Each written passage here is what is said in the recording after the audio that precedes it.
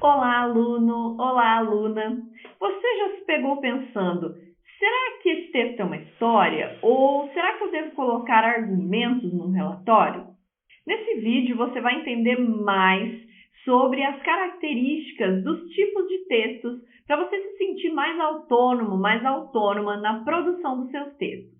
Então, os tipos textuais, não, as tipologias textuais, são classificações que são recebidas por um texto de acordo com os padrões que eles apresentam, para atingir objetivos específicos de comunicação. Então, nós vamos analisar aqui a tipologia textual a partir da estrutura e da finalidade. Cada tipo de texto vai apresentar uma estrutura diferente, um tipo de vocabulário diferente, construções frasais que são diferentes, o vocabulário. Então, os tempos também verbais que são mais adequados, as relações lógicas e como interagir com o leitor. E o mesmo texto, importante saber isso, que o mesmo texto pode apresentar mais de um tipo textual, mas a gente sempre vai ter um que é predominante.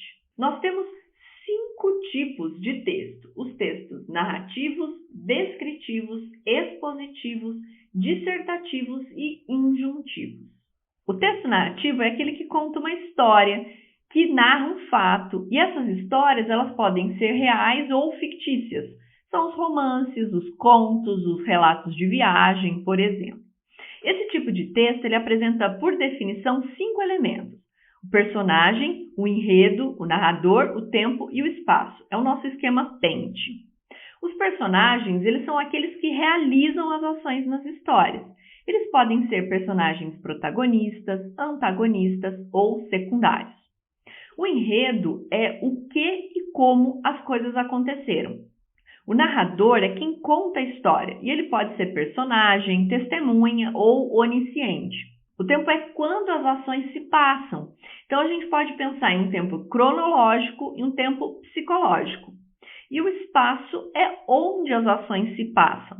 E quanto ao fluxo do texto, o texto narrativo ele geralmente possui desenvolvimento, clímax e desfecho. E o tempo verbal que predomina nesse tipo de texto é o passado.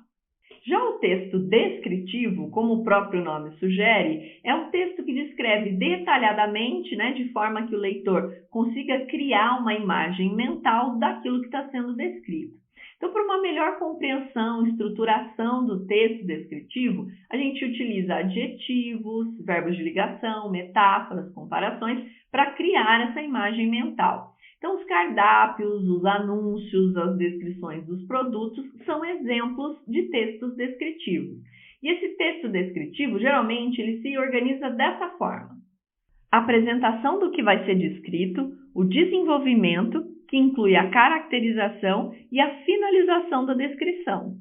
Então, a introdução é a parte em que eu apresento o objeto que vai ser descrito, o objeto, a situação, para que o leitor volte a sua atenção para aquilo que eu vou descrever. No desenvolvimento é onde vai acontecer propriamente dita essa descrição, onde eu vou trazer detalhes, onde eu vou fazer comparações para que a pessoa entenda, trazer mais adjetivos.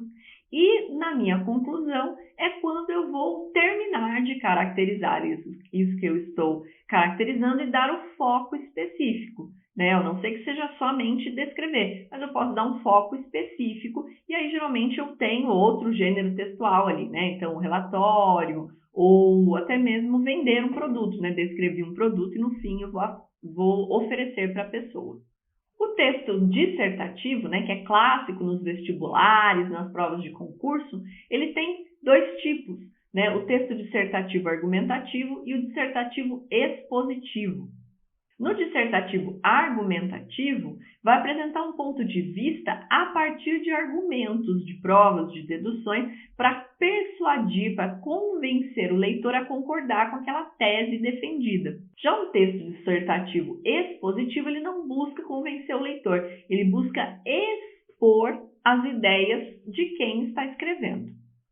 A estrutura básica do texto argumentativo é a seguinte: a introdução, que é a parte onde a gente apresenta o assunto e a tese sobre ele, que vai ser defendida, o desenvolvimento, que é onde a gente explora os argumentos que vão sustentar essa tese, e esses argumentos devem ser embasados com exemplos e fatos para comprovar e validar.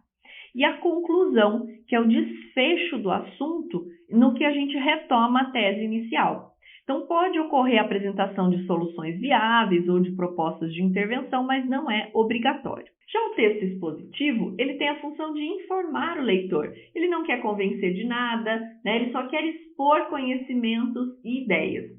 A linguagem que vai ser utilizada é mais concisa, né? Então a notícia, o resumo, são exemplos de textos expositivos. O texto expositivo ele também traz aquela estrutura clássica da introdução, do desenvolvimento e da conclusão, mas sem os argumentos apresentados, a menos que eu tenha dissertativo expositivo, né? A combinação de dissertação e exposição. E os textos injuntivos são os textos prescritivos, são aqueles que querem que o leitor faça alguma coisa a partir daquela leitura. Então, os textos injuntivos são aqueles que fornecem uma orientação para o leitor.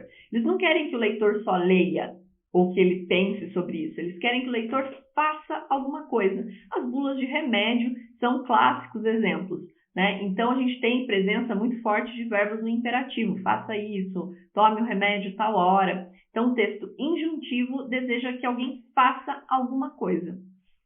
Então, nós sempre temos um tipo de texto na unidade textual? Não, pode ser que sim, mas na maior parte das vezes não, né? Eu posso ter dentro de uma narração um momento descritivo. Durante um texto expositivo, em algum momento ele pode pedir um direcionamento para o leitor e isso ser um texto injuntivo, né? Ter um trecho injuntivo. Então, geralmente, para classificar, a gente olha para o todo desse texto e aquilo que é predominante.